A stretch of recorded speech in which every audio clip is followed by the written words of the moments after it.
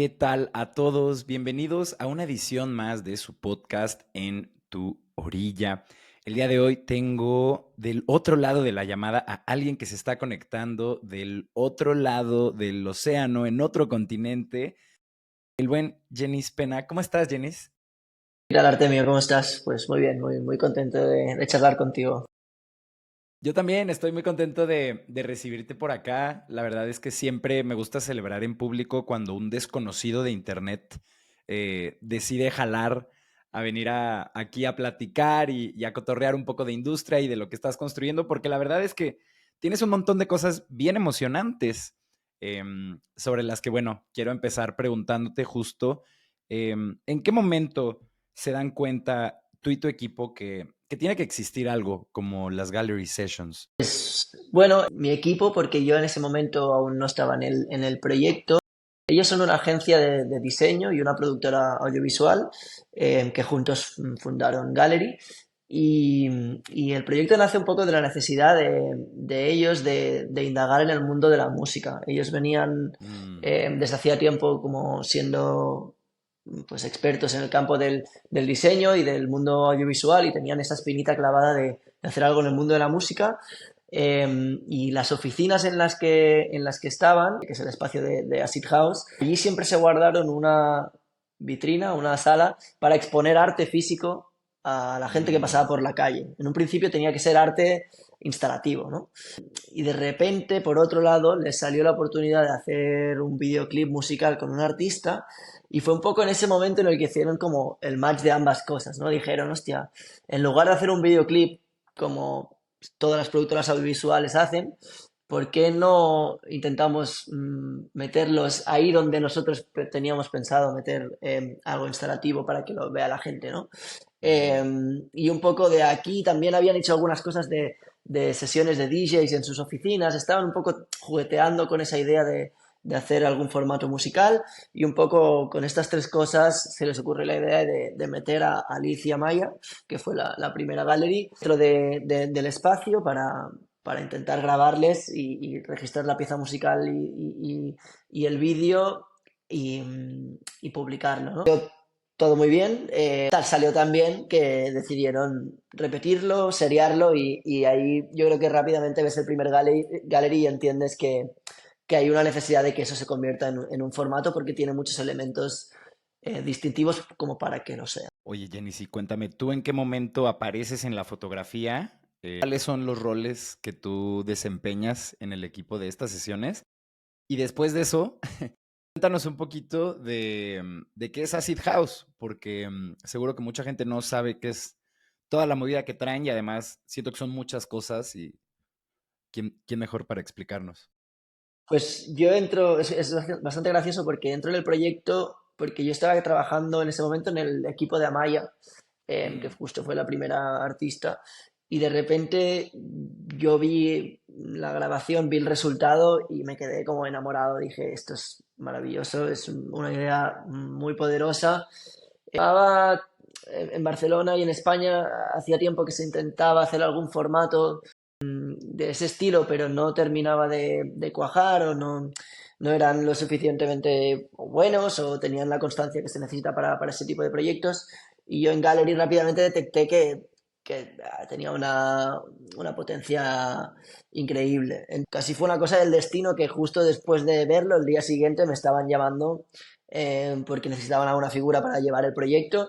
mm, Eh, pues en ese primer momento era más una persona para llevar el booking del proyecto. Me llamaron, mm. me hice la entrevista y rápidamente me empecé a trabajar. Nos enamoramos mutuamente prácticamente y a partir de allí pues yo soy la persona que se encarga del proyecto de Gallery. En general puedo llamarlo Project Manager, pero en general es un poco la persona que cuida y vela para que el proyecto funcione en todos los sentidos, desde el booking de artistas, la relación con marcas, la proyección del formato, pues todos los aspectos del día a día relacionados con Gallery. Y lo que me preguntabas de Y Seed a ver, House, pues dime, perdona, dime. Jenny, antes de pasarnos a Acid House, me Perfecto. encantaría que me contaras el proceso de 0 a 1 de una de estas sesiones, que es un poco todo lo que pasa, cómo empieza, de dónde cae la idea del artista o los buscan. Cuéntame. Pues es un proceso que a veces puede ser muy corto y a veces puede ser muy largo. En general tenemos conversaciones abiertas con sellos, artistas, managers, que nosotros tenemos un poco en la cabeza que queremos que estén en Gallery. Estas conversaciones Mm. las tenemos abiertas, puede ser desde pues, unos días y al final pasa rápido, pero hay conversaciones que han sido de 3 años, te diría, hasta que han Wow. conseguido, sí, venir los artistas. A partir de aquí, pues una vez contactas con el artista y el artista accede a hacer el gallery, todo se desarrolla relativamente rápido. Intentamos encontrar una fecha dentro del calendario del artista que sea coherente, lo grabamos normalmente en Acid House en Barcelona, ya hablaremos un poco luego, pero lo hemos hecho en diferentes sitios también. Mm. En la grabación suele durar unas 6 horas, son unas grabaciones exigentes, los artistas tienen que repetir la canción unas de 10 a 12 veces, incluso más, te diría. Wow. Sí, Para una porque sesión. para una sesión, porque jugamos con diferentes planos de cámara. Como más planos tengamos, más material tenemos para encontrar esa versión perfecta. Sí. Todas las sesiones son en live, siempre hay la interpretación vocal del artista. Normalmente escogemos una de las 12 tomas que hacen como que identificamos como la buena y a partir de aquí hacemos el montaje de vídeo. Y luego el montaje de vídeo no nos suele durar más de una semana si estamos como concentrados y ponemos todos los esfuerzos en ellos y a partir de aquí empieza como otra fase de la conversación con el artista que es cuando publicamos esta sesión que aquí también pues puede ser de inmediato o hemos tenido sesiones que hemos estado guardando en la nevera durante 8 meses, porque por lo que sea el artista, eh, el disco que tenía que sacar se trazaba Mm. y la gallery, nosotros en todo ese proceso somos muy conscientes del momento, ¿no? Del momento tanto que vive el artista como las gallery y Claro. siempre intentamos identificar el momento idóneo para que ese artista venga y ese artista grabe y se publique la sesión. Ahí siempre estamos en diálogo con el artista y intentamos que lo que nosotros hacemos también le sirva al artista. Yo creo la verdad que nos acabas de describir el proceso de una producción muy típica de una sesión, pero algo tienen ustedes que es una calidad muy fina. Creo que los caracteriza como cierta frescura o modernidad, incluso elegancia.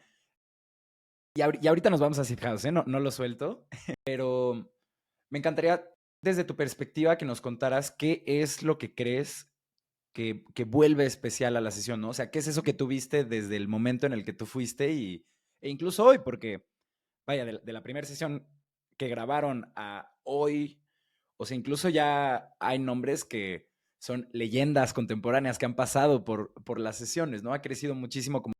¿Cuál crees que es este appeal que todos están viendo? Pues se juntan diferentes factores. Yo te diría que por un lado, el lado estético, Gallery es un formato muy limpio, muy ordenado, que apetece mucho de ver. Es muy sencillo Mm. consumirlo porque no hay muchos intermediarios entre tú y el artista, ¿no? Tú estás viendo al artista de una manera muy directa y parece que el artista te está cantando a ti mismo. O sea, a ti Mm. en un concierto privado, ¿no? Esto hace que tú consumas la pieza de un modo muy íntimo, no te diría. Esto por un lado. Luego, siguiendo esta línea, hay el contraste entre estudio, ¿no? Esa quietud del estudio, esa pecera un poco que te aísla del mundo, contra la calle, ¿no? Que tú ves la calle que genera ruido, que hay un movimiento que no para, una ciudad que tú estás viendo y ese contraste también tiene algo magnético que te hace como estar pendiente de la sesión y te mantiene fijo la mirada. Yo creo que a esta parte estética que nos viene que nos viene dada, como tú has dicho, desde la primera sesión, ¿no? No ha cambiado mucho. Aquí sí que hay que añadirle la curación musical, que un poco sería Claro. el otro ingrediente principal de Gallery.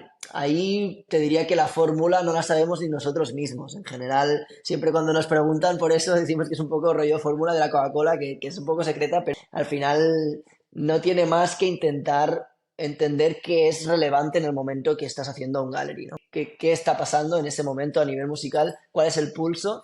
y qué, un poco lo que has dicho, qué puede pasar por aquí que se convierta en icónico. Ya sea porque es un artista que está arrancando y tú tendrás ese gallery de ese artista arrancando que luego se convertirá en un artista grande, ya sea porque es un artista consolidado que tiene una propuesta de valor concreta que puede pasar a interpretar en tu espacio. Bueno, es importante como detectar esos momentos y esos artistas en esos momentos e intentar también pintar un, un cuadro que sea variado, ¿no? Que el espectador no siempre sepa por dónde vas a ir. Es verdad que Gallery tiene Mm, una curación que igual el mayor tipo de artistas corresponden a un género en concreto, pero porque es un género que hoy en día es el que más se reproduce o que más relevante es, pero intentamos no quedarnos allí, intentar sorprender también a la audiencia y al final te hace que te quede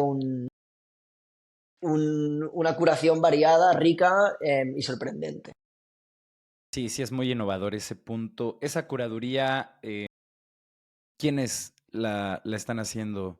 Em, Pues yo, de hecho o soy, sea, tú has escogido soy, a todos los artistas. sí, sí, o sea, tenemos un equipo después de, que son los socios de Rafa, Albert y Paul, que siempre me ayudan y siempre me validan un poco las propuestas, pero en general soy yo siempre quien escoge los artistas y a veces confían a ciegas en mí, me dicen, bueno, no conocemos en absoluto a ese artista, pero confiamos, y a veces sí que participan más en la decisión. Pero eh, antes me he dejado un poco que no sé si en la anterior pregunta, que a veces somos nosotros quien vamos a buscar al artista sí o sí, son conversaciones que tenemos y hay muchas veces que también hay artistas que se nos han pasado o que de repente están en Barcelona en un momento en el que no sabíamos y nos escriben a nosotros y nosotros también seguimos la conversación a partir de aquí. O sea, no solo hacemos artistas que escribimos nosotros, sino que también nos escriben muchos artistas que de repente nos enseñan una Mm, parte de ellos que no conocíamos y a partir de ahí como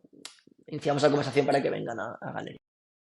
entiendo. Me encantaría que nos compartieras cuáles son las señales de relevancia que empiezan a dictarte un poco quién será el siguiente artista o con quién vale la pena abrir una de estas conversaciones con quienes tienen conversaciones abiertas. O sea, me imagino que de repente pues te sale un clip de algo especial o te recomiendan una rola, pero ¿cuáles son estos lugares donde te estás acercando a Mm. encontrar cosas especiales?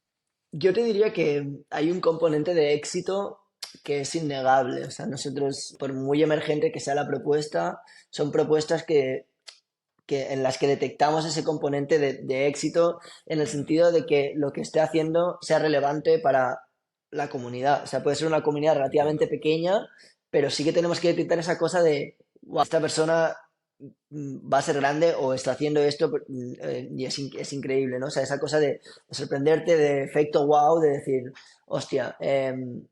igual es en un año, pero yo ya estoy viendo que aquí hay algo, ¿no? O sea, Mm, es una cosa realmente muy intuitiva y subjetiva, te diría, pero a todos nos ha pasado y todos nos hemos visto descubriendo a un artista y al cabo de un año diciendo, es que yo sabía que ese artista lo iba a petar, ¿no? Pues es un claro. poco intentar transportar esto a Gallery. Luego también aquí sumaría un poco que sea un artista con cualidades interpretativas, porque al final no nos olvidemos que esto es un Claro. directo, que es un artista que se tiene que poner delante de un micro y que esto en algún momento va a tener que salir. O sea, por muy buen artista que es, o por muy buena proyección que veas que tenga, si después ese artista lo traes en Gallery y no tiene la capacidad de interpretar su canción en vivo de una manera creíble, buena, eh, sí, pues al final es un artista que no te va a servir, ¿no? Entonces también Claro. intentamos como hacer esa búsqueda teniendo muy en cuenta que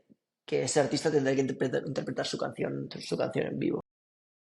Me encanta, me encanta. Oye, y también por otro lado, bueno, yo creo que ya podemos abordar qué onda, qué es lo que pasa ahí en Acid House. Cuéntanos. Sí, bueno, Acid House es el espacio en el que se hacen las galleries, la casa de las gallery sessions. Bueno, allí vive un ecosistema de empresas que son Folk, que es una agencia creativa, y Whitehorse son las principales, que Whitehorse es la productora. y allí son las oficinas en las que trabaja la gente de estas dos compañías. Y es bastante curioso porque grabamos las sesiones normalmente mientras la gente está trabajando, entonces es divertido porque de repente estás trabajando en tu ordenador tranquilamente haciendo un diseño y por delante tuyo pasa J Balvin y se entra dentro de la gallery y le escuchas cantar a capela, que esto es bastante gracioso porque tú estás ahí trabajando con la computadora y de repente escuchas a J Balvin interpretar su tema a capela porque él se escucha con los audífonos, pero fuera no escuchas nada. Pelón. Exacto. Y bueno, este es un poco, para resumirlos, es el ecosistema ese de Acid House. Ok. Y tú también trabajas en Whitehorse, ¿no? Sí, digamos que también formo parte de Whitehorse y es verdad que en un principio entré solo para liderar el proyecto de Gallery, pero ahora, pues bueno, llevo tiempo allí y también lidero otros proyectos que entran a la productora y estoy contento, la verdad, porque también así Ok. me oxigeno un poco Claro. y salgo del mundo de la música y a veces va bien también para coger ideas y traerlas de vuelta al mundo de la música. ¿Qué diferencias has visto entre producir justo estas piezas que son para marcas, donde hay un montón de red tape, aprobaciones, a diferencia de cuando trabajas con artistas, que, que pues también tienen un montón luego de red tape y aprobaciones cuando te metes con major labels, ¿no? Pero sí, ¿qué diferencias ves entre producir una sesión a producir, no sé, son comerciales, por lo que entiendo, ¿no?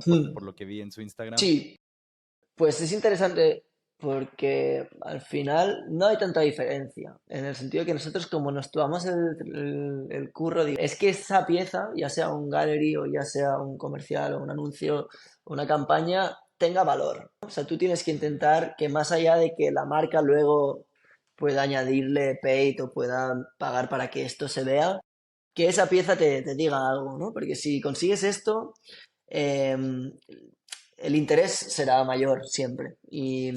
Y si consigues esto con un gallery, el artista querrá publicarlo. El siguiente artista lo verá y dirá, yo quiero venir, ¿no?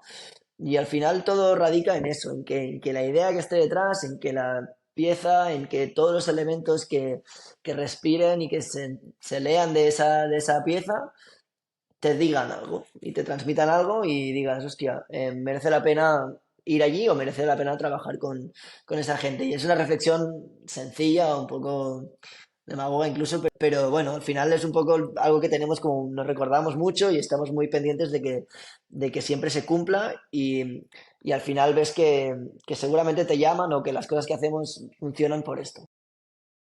Muchas veces yo creo que en las organizaciones a los mismos empleados se les olvida cuál es el fin último de la empresa, ¿no? Entonces, particularmente lo veo en muchas casas de producción, se empieza a dejar de tratarse de ser sobre aportarle valor a la historia o al cliente o últimamente a la marca que te contrató y se empieza a tratar más a veces de tener. Números o... Sí, sí, Claro, total. o incluso luego se clavan con, con pursuits que son más nobles, ¿no? Como que quieren la producción más cabrona o la mejor iluminación, pero al final del día, si te clavas demasiado en eso y pierdes el norte de hacia dónde van las cosas, también puede ser algo peligroso porque justo te distraes del fin último.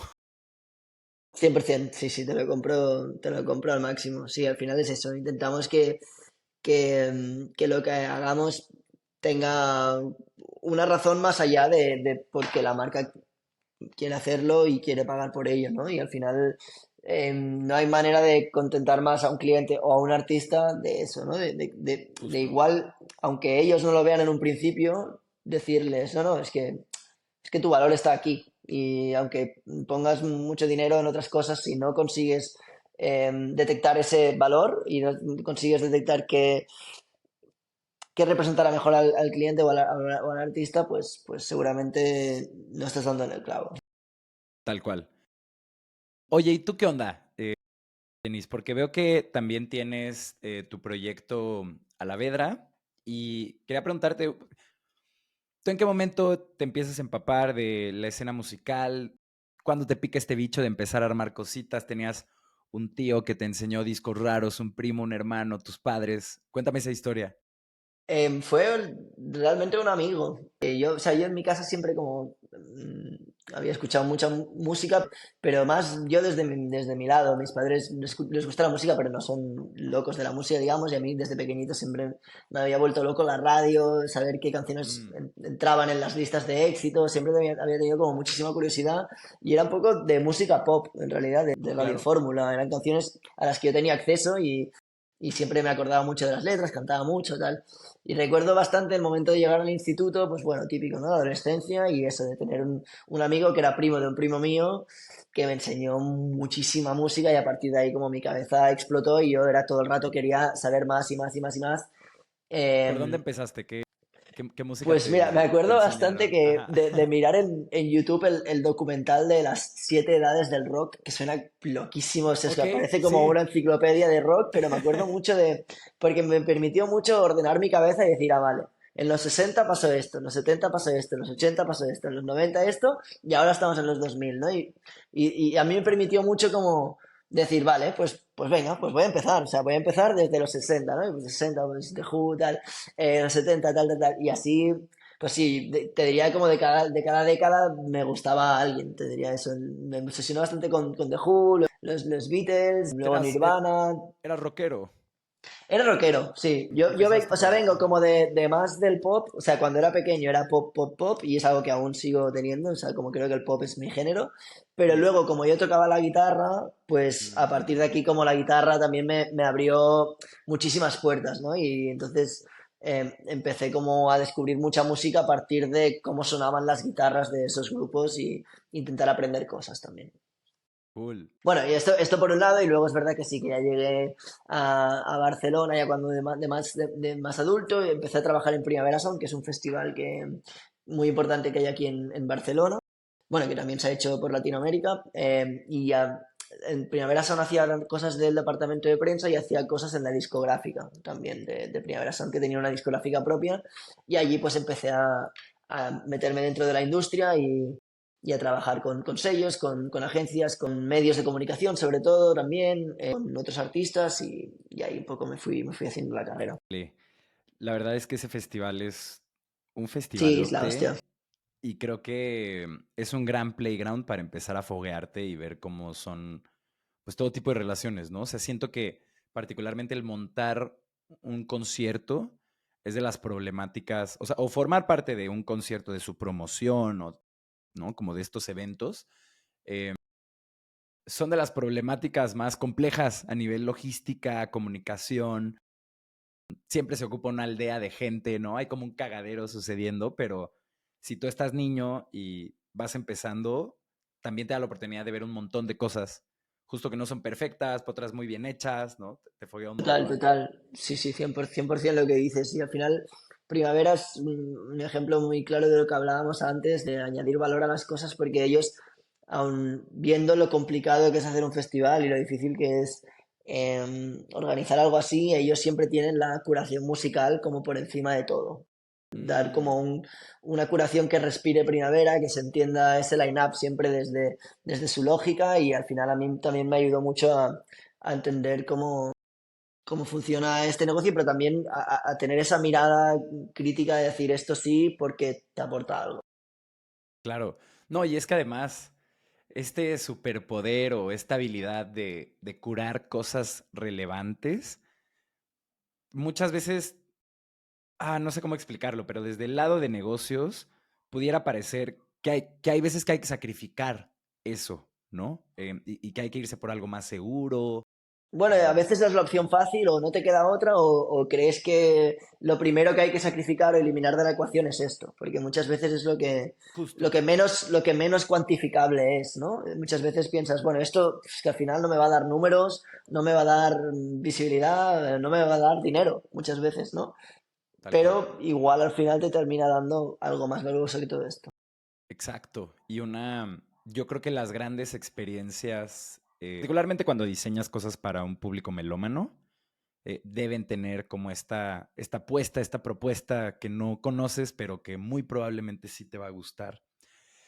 Oye, vi por ahí también que trabajaste en el booking del festival. Sí, o sea, estuve, bueno, Estuve en primavera, más que en booking del festival, estaba como llevando más el booking de bandas que estaban dentro de la discográfica del festival, Ah, ok, o sea, concretamente. tú vendías Exacto, estaba en el el otro proyecto. lado. Exacto, yo Ok, hubiese ok, podido ir ok, a ok. Gallery, a la puerta de Gallery a decir, mira, tengo a esta banda y a este artista, me interesa salir ahí. Que esto es una experiencia que, claro, me va muy bien a la hora de, pues, entender. Y ahora justo estoy en el otro lado de la orilla, ¿no?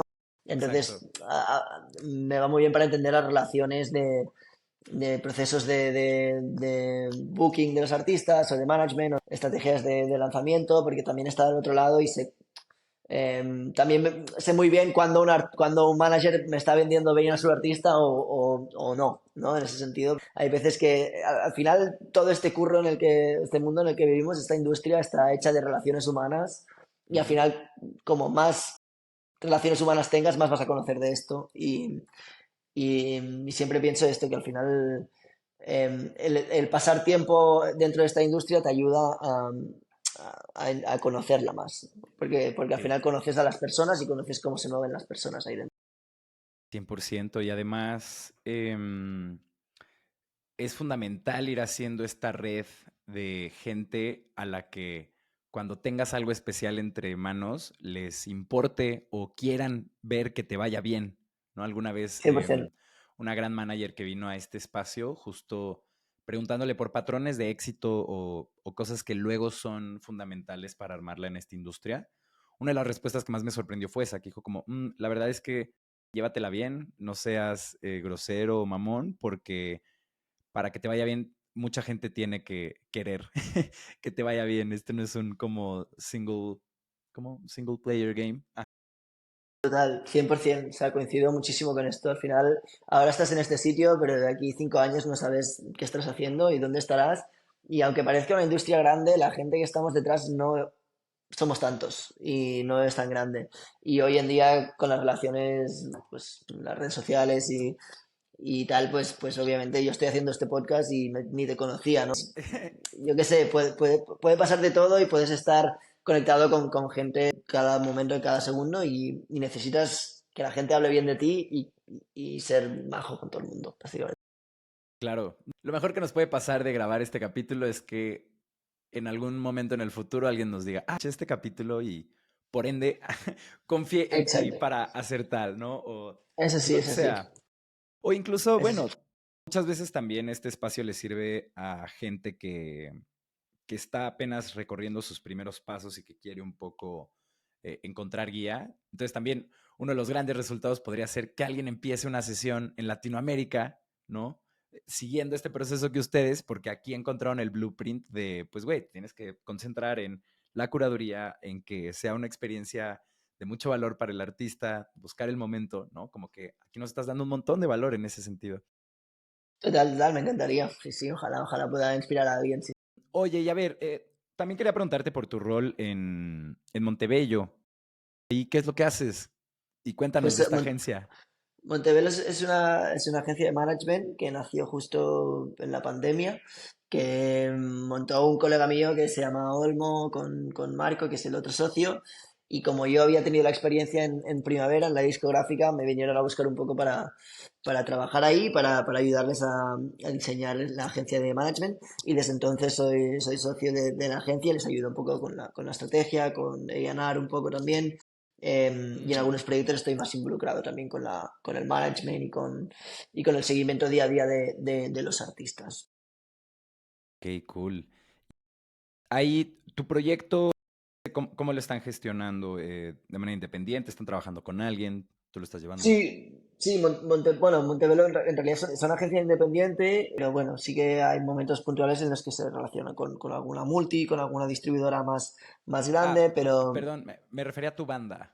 mi banda, vale. Pues mira, con Alavedra, bueno, tenemos justo una agencia de management de aquí de Barcelona que se llama Life in Dallas, que llevan bueno, de mis mejores amigos que se llama Miguel, que es nuestro manager, que llevan otros proyectos muy interesantes de aquí España como La Élite, Bernarda, llevan a Rigoberta Bandini, era la agencia de John Talabot, que también es un DJ muy, bueno, Mm, es la agencia de John Talabot, que es un DJ muy, muy conocido de aquí en España y también a nivel internacional. Sí, luego nosotros nos autoeditamos con la discográfica que tiene nuestro batería, porque siempre hemos sido una Mm, banda muy do it yourself y queremos mantener siendo así. En realidad La Vedra es un proyecto increíble porque me conecta con el otro lado totalmente, diametralmente opuesto de la música, que normalmente en mi curro de gallery pues estoy siempre tratando con multinacionales, con artistas muy grandes, con muchos intereses económicos detrás.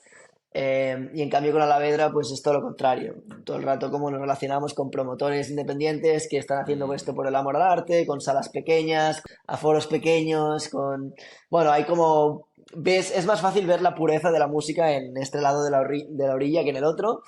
Y a mí que estoy en medio me va muy bien para, pues eso, para encontrar inspiración en un mundo, llevarlo al otro y al revés. Encontrar inspiración en un mundo y llevarlo al otro. muchas veces cuando hace poco me mudé de Ciudad de México a una ciudad más pequeña que se llama Querétaro, aquí en el país. Y sea donde sea que yo me pare o empiece a vivir, siempre pues busco qué está pasando en el underground, cuáles son las tocadas clandestinas o el colectivo que está jalando cosas emergentes, ¿no? Y a mí personalmente, vivir esas experiencias que son como menos producidas o más do it yourself, a mí me llenan muchísimo. Y muchas veces cuando encuentras algo especial, justo como que dices, güey, es que de esto se trata. ¿A ti qué es lo que te llama la atención de como justo esta escena do it yourself? O sea, como de no dejarla atrás, porque claramente ya tienes las puertas abiertas a otro tipo de experiencias, pero como que uno decide no dejarlo atrás. En tu caso, ¿por Mm. qué es? Pues yo te diría que eso es donde encuentras la pureza, donde encuentras la conexión con la música con menos intermediarios. Y al final Mm, esto es súper valuoso porque también es donde pueden hacer algo que no exista más rápido. No sé cómo decírtelo. En el underground, como hay menos tapujos y claro. menos, sí, no sé, gente que se quiera aprovechar de ello, es más fácil y más, sí, sí, es más fácil y más probable que nazca algo genuino, ¿no? Porque, porque hay menos peso encima de esa cosa tan volátil que es la creatividad. No sé si me estoy explicando, estoy un Sí. poco filosófico existencial, pero No, sí, entonces yo sí. creo creo que tienes que tener siempre un ojo puesto allí porque es allí donde es más probable que nazca algo que luego se convierta en global, ¿no? Y al final la frase esta de lo local, desde lo local hacia lo global, pues es un poco por esto, ¿no? Al final allí es donde encontrarás el next big thing seguramente. Y luego yo también, porque a nivel personal lo disfruto. Y es un poco eso también, que al final te tienes que saber mover allí y tienes que saber disfrutarlo, te tiene que gustar hacerlo y a mí me gusta y me gusta eso, ver cómo se organiza la gente para que las cosas pasen, ver cómo las bandas, aunque no ganen dinero, tocan. Bueno, creo que hay una pureza alrededor del mundo del underground que es verdad que cuesta ver en el otro lado, ¿no? Y a mí me gusta siempre como meterme allí, igual que pues, exactamente lo que has dicho tú, ¿no? Que te mudas a una ciudad y intentas entender en qué salas pasan las cosas, incluso no salas pasan las cosas, que aún es más interesante Claro. aún, o quién se organiza y al final, muchas veces la gente que al final termina siendo global es porque en esas primeras comunidades han generado una atención y esto en realidad, ese poder de convocatoria es igual de difícil conseguirlo en esas primeras comunidades más pequeñas y underground, que es igual de difícil hacerlo allí que hacerlo a lo grande, porque o sea, no sé cómo Sí, decir, o sea, no sé cómo decírtelo, pero o sea, esa fuerza de atracción la mantienes y a veces como ya llevo tiempo en esto y ves un artista que ha terminado siendo pues eso, global, una estrella global, pero la veías en ese primer momento y la y fuerza, desde ahí. las ganas, tal, era la misma. Y eso es lo que te digo, es más fácil de detectar cuando estás en estos mundos porque hay menos intermediarios y porque lo ves más rápido. Claro. No, y hay un tema también de curiosidad importante. Desde el hecho de llegar a un festival a las 2 de la tarde cuando abre sus puertas, justo tal vez a esa hora o a la 1, ¿no? Son cosas a las que poca gente está dispuesta como a exponerse, pero pues yo me acuerdo perfecto la primera vez que yo vi a Nati Peluso acá en México, fue abriendo un festival en el escenario que montaron un día antes, que era una activación de Pepsi. Pero como dices, desde ahí veías como una energía, mucha energía. Sí, Yo sí. creo que así se puede describir el show de Nati. Pero también esto que mencionas, ¿no? De acercarte a estos hubs locales, em, algo que me llama mucho la atención en viendo como un poco el landscape de social media que vivimos hoy, 23 de octubre de 2024, porque esto capaz que pasan 3 meses y ya es otra cosa. Pero veo una gran oportunidad en los movimientos que son locales, que no escalan, escalándolos, empezando a documentarlos bien y ponerlos en internet. Y ser una experiencia muy local de un evento de 100 personas, 200 personas, pero al documentarlo bien y escalarlo a través de internet, es lograr justo un fenómeno que va más allá ya de lo local y que empieza a impactar eh, de manera global. Y siento que eso antes no se tenía el acceso a eso, que era más bien como que eras relevante en una escena local y después tenías que pasar a ser relevante a la nacional y como que no podías dar ese brinco de lo local a lo global, a Sí, menos que llegue a internet, sí, perdón. sí, yo creo que es eso, que al final hoy en día, como todo está tan globalizado, la mayor diferencia que encuentras la encuentras en lo local, porque es lo que es más difícil Mm, replicarse en otros contextos, ¿no? Cuando conviertes algo más mainstream, pues al final es algo muy, que es muy fácil, como que lo mismo que se hace en Barcelona se haga en México, pero cuando vas a algo realmente genuino de allí, allí es donde encuentras como la autenticidad pura, ¿sabes? Nosotros es eso, nos pasa mucho aquí en Cataluña que tenemos el catalán como idioma y al final la clave para que los productos de aquí funcionen es hacerlo en catalán, convertir lo local en algo que se convierta global, pero a partir de ensalzar esas características propias del idioma, de la cultura, ¿no? Y al final, claro, cuando intentas como replicar otras fórmulas es que no te sale bien. Lo mejor aquí es como eh, hacer que lo tuyo termine siendo relevante en otros sitios, pero a partir de ensalzar lo que tú tienes como característica principal. claro, sí. O sea, ahora sí no nos queda de otra más que ser nosotros mismos, ¿no? Exacto. Oye, volviendo a las gallery sessions, me encantaría que me contaras cómo fue el proceso de tener a Peso Pluma en el programa. O sea, qué tanto, si fue de estas sesiones que tardó un montón o no, porque, bueno, siendo este un podcast mexicano, ese es un tema inmediatamente relevante. Y también, ¿qué otros artistas de este país han tenido en las gallery sessions que puedas recordar para que la gente pueda ir a ver esas sesiones? Por aquí las pondremos. Sí, bueno, con Peso Pluma fue increíble, la verdad, poder contar con él en las Gallery. Aprovechamos la oportunidad de que él estaba en los Latin Grammy que se Mm, celebraban en España. Fue justo hace un año, de hecho, porque fue en noviembre, creo, sí, noviembre de 2023. Y sabíamos que él estaba en Sevilla. Durante un tiempo intentamos buscar una localización en Sevilla y hacerlo en Sevilla, pero al final nos dijeron que también pasaría por Madrid. mm, Nosotros nunca habíamos hecho un Gallery en Madrid porque intentamos siempre hacerlo en Barcelona, pero con él sí que encontramos una localización en Madrid y lo grabamos en Madrid. Y bueno, lo increíble de la experiencia es que vino con toda la banda y quedó una sesión maravillosa. Pudimos entrevistarle también porque hacíamos también la pieza de After Gallery en la que entrevistábamos a los artistas que pasaban por Gallery. Y bueno, me acuerdo que le pregunté por, por qué sesiones le gustaban y me acuerdo que se había mirado unas cuantas sesiones, se conocía bien el mm. formato, me acuerdo que había visto la de Yumiko hacía poco. Y sí, sí, la verdad es que el tío tiene una presencia increíble con su estilista discutiendo sobre el outfit y tal, y me acuerdo que la estilista subió y dijo, no tiene claro, él va con el Nocta negro, y en eso como no había posibilidad de salir de otra manera que no fuese así, la verdad es que a él le quedaba increíble y llenó el espacio con muy poco, o sea, tiene un carisma y una capacidad interpretativa muy bestia. Estoy de acuerdo. Tuve la Sí, oportunidad de ver su show en el Festival Pal Norte, donde, por un lado, una desgracia, canceló su presentación Kendrick Lamar, que iba justo después de Peso Pluma, pero a partir de eso como que el festival reaccionó y le pidieron a Peso Pluma dar su show completo. Entonces echó 2 horas de set con su banda y, y pude entender el fenómeno, la energía, como este encabronamiento que tienen los corridos sí.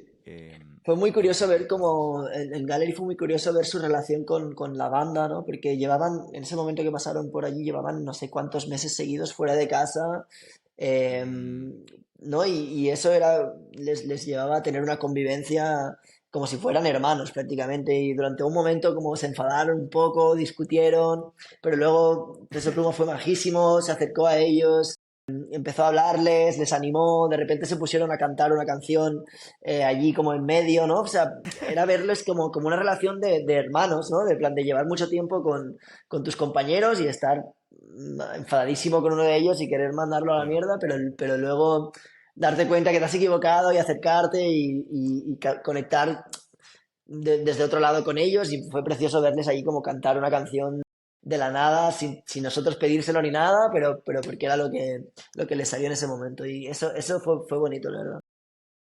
Suena increíble. ¿Qué otras experiencias te has llevado así, que pues hayan sido un imprevisto o algo que no veías venir? Tal vez una personalidad que no esperabas que fuera así de linda y carismática, no sé, cuéntame. Pues mira, te diría J Balvin, porque lo tenemos bastante reciente y claro, pues es el artista igual por números más grande que hemos tenido Ok. y de repente fue, o sea, un amor de persona, pero de un modo es que no te puedo ni describir, o sea, justo ese día se quedó mucha gente del estudio, de la agencia creativa, a ver la grabación y el tío Mm, estuvo majísimo con todos ellos, explicándoles cosas, nos enseñó videoclips que no habían salido, nos habló de la experiencia creativa, de estar en un estudio, de rodearte con la gente, de ser inspirador, de dónde encontraba él la inspiración.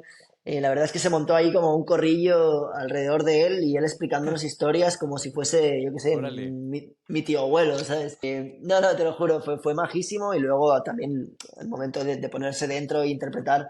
Pero es eso, que es un artista que ya lo ha dicho todo, que ha dado todo, que ya esperas que venga allí y te dé lo que te tiene que dar Claro. y que se vaya a su casa y con esto pues tendrías que estar contento. Pues resulta que no, que fue la persona como que más nos dio y más nos dejó ver su lado humano y fue la verdad es que una experiencia maravillosa. Pregón, cuando justo este ente que es la fama y los reflectores no logra corromper a una buena persona o alguien que sencillamente es cálido en su trato.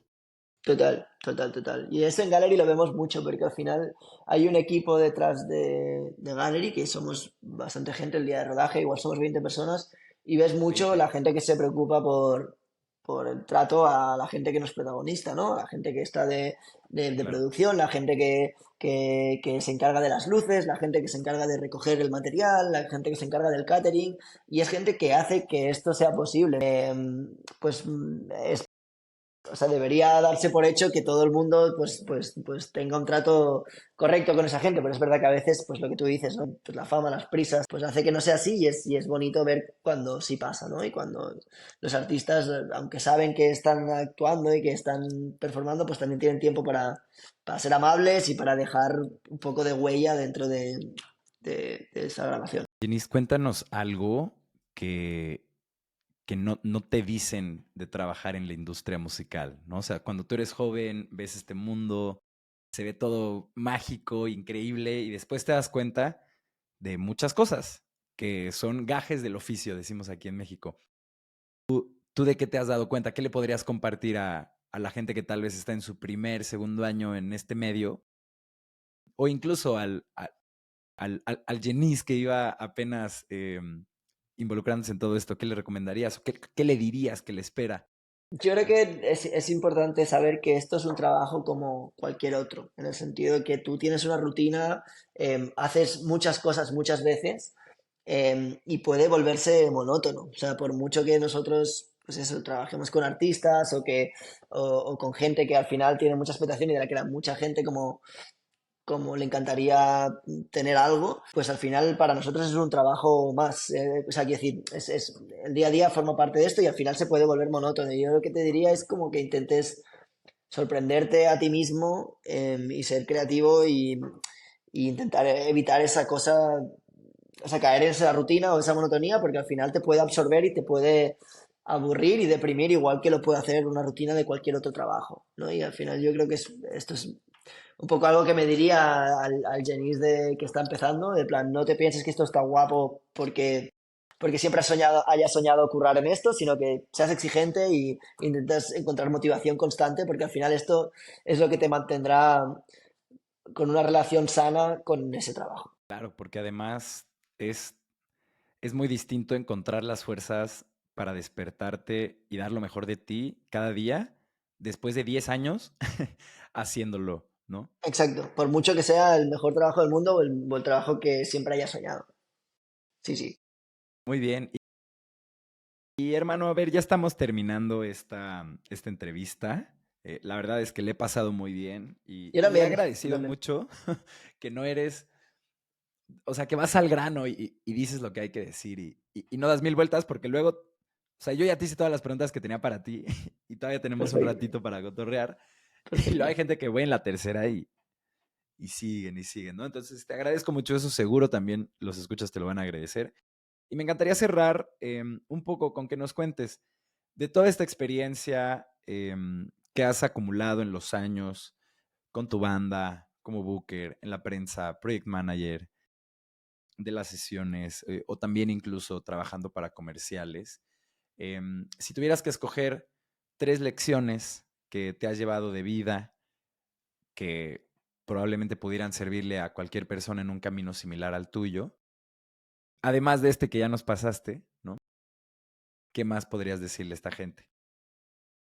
Vale, voy a intentar sacar tres. A ver, al final te diría que de las tres cosas que me llevo, una son las relaciones humanas que he establecido, porque de este trabajo he sacado muchos amigos y muchas relaciones que perduran aunque haya cambiado de curro. Y esto es lo más bonito porque al final tú trabajas de esto por vocación, en cierta manera, porque te gusta la música, en mi caso, y al final siempre vas a estar rodeado en el trabajo de gente que comparte esa vocación y eso ya te une a esa persona y de hecho pues mis mejores amigos de ahora pues muchos son, los he hecho compartiendo esta pasión y este trabajo. Esto por un lado. Lo siguiente que te diría, me quedo de todos estos años con la estima a la música que he visto por parte de mucha de la gente con la que he trabajado. Por el intentar eso, que al final la música es algo que está vivo y que necesita corazón y una gente detrás que la interprete y es esa cosa como romántica de la música creo que es al final lo que siempre me ha hecho como tener pics, o sea, siempre los mejores momentos están alrededor de esto, de actuaciones o de conciertos o de cualquier cosa relacionada con la música en la que detectas esa relación romántica con la música. Esto sería la segunda. Si me falta la tercera, es complicado esto. Pues mira, te diría una reflexión que en realidad mm, se suele hacer siempre hacia el otro lado, que es la de que pues, las redes sociales y el mundo en el que vivimos nos aleja un poco de lo que queremos y como que era siempre mejor un tiempo pasado. Y yo te diría que he sabido disfrutar mucho de la conexión constante de la que vivimos hoy en día. Es algo que he aprovechado mucho y que me ha dado mucho. O sea, al final poder compartir con gente que no conozco lo que hago y poder inspirarme en otros sitios del mundo y poder aplicarlo a mi trabajo. Justo en nuestra profesión creo que es algo que es súper valuoso. Y yo en ese sentido, pues te diría que lo he aprovechado, lo he sabido ver y estoy contento de haber sí, nacido en esta época. Y no la cambiaría por nada.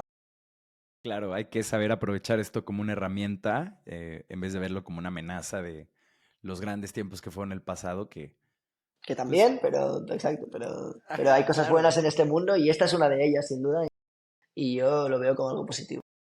Exacto. A ver, ya te iba a dejar ir, pero nada más. Para todos los que no han visto ninguna Gallery Session, ¿podrías recomendarnos 3 que nos ayuden a comprender el concepto, tal vez cachar un poco de la apuesta que tienen y decir, ok, empiezo con estas 3 y ya luego me doy yo grasa? Va, qué duro, qué difícil. Mira, te diría la de Rusowski, seguro. te diría la de Dana Paola, te diría, Mm, que es una sesión maravillosa y preciosa que justo grabamos en Ciudad de México. Y luego te diría... Buah, qué difícil. Te diría la del Morat. El Morat, la primera que hizo, que se llama Pensamientos, que creo que es pues, la sesión más vista, de hecho, y creo que lo es por...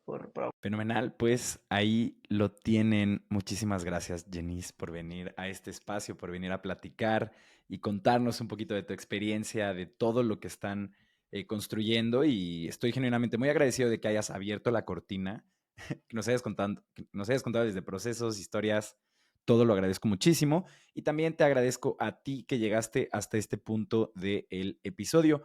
Si nos estás viendo en YouTube, te invito a que te suscribas al canal y nos dejes un comentario, ya que eso nos va a ayudar a llegar a más personas.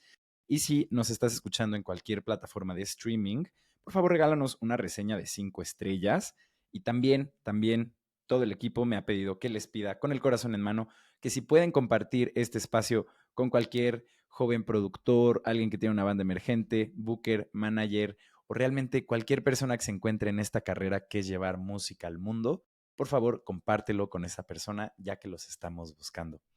Jenice, nuevamente, muchas gracias y nos vemos a la próxima. Nada, muchas gracias a ti, Artemio. Ha sido un placer. Tienes un espacio maravilloso en el que se puede hablar de esto y nada, espero conocernos algún día y vernos pronto. Más pronto que tarde, estoy seguro.